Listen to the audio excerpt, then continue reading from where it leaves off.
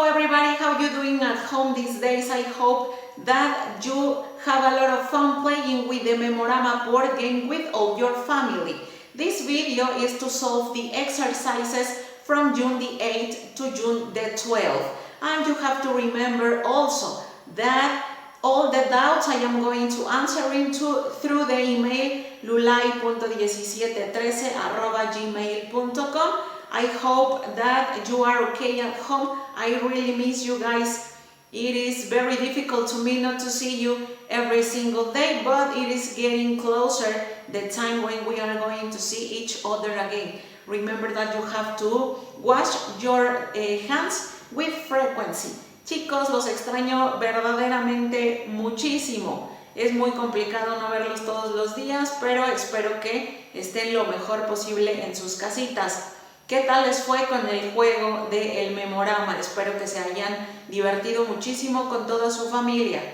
Este video es para que resolvamos juntos las actividades que están dispuestas del 8 al 12 de junio. Recuerden que las dudas que surjan de las estructuras gramaticales que estaremos trabajando esta semana las resolveré a través del correo lulay.1713@gmail.com y que también los invito a que chequen los links que he agregado a este video para que comprendamos de mejor forma la carga gramatical que estamos a punto de aprender. Los extraño mucho, chicos, sigan cuidándose mucho en casa, hay que lavarse las manos con mucha frecuencia y el día en que nos volvamos a ver se está acercando, eso me pone muy feliz. Mientras tanto, reciban un abrazo fuerte, fuerte hasta sus casitas y saludos a sus papis. So the first activity that we have to do is the dictation. Remember that you have to write the English word. So dictation number 1 is glass, glass. Number 2, paper, paper. Number 3, plastic, plastic. Number 4, wood, wood. And number 5 is fabric, fabric. To check the dictation, you have to remember that if you write the word in a correct way, then you have to make a check. But instead of that, if you write your word in an incorrect way, then you have to make a cross. So these are the answers for the dictation. Number 1, glass. Number 2, paper. Number 3, plastic. Number 4, wood. And number 5, fabric. To solve activity number 2, we have to check the grammar structure about the adverbs of frequency. Remember that frequency is the number of times that an activity is making, and that at classes we were checking these 4 words that belongs to the adverbs of frequency, and we relate these words with the percent of these numbers. So the 100% means always, the 70% means usually, the 40% means sometimes, and 0% means never. As the adverbs of frequency is a grammar structure from present simple, we have to follow the rules with this grammar structure. So the formula that we have to follow to solve this exercise is the subject plus the adverb of frequency.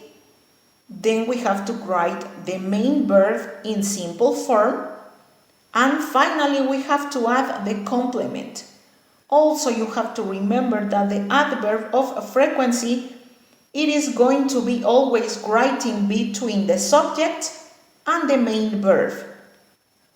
We have an example in here. I always read a book at night.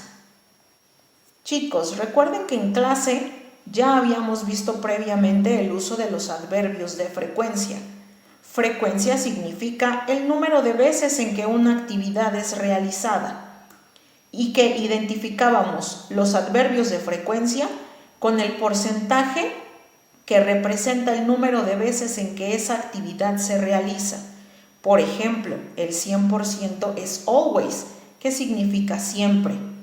El 70% es usually, que en español significa usualmente.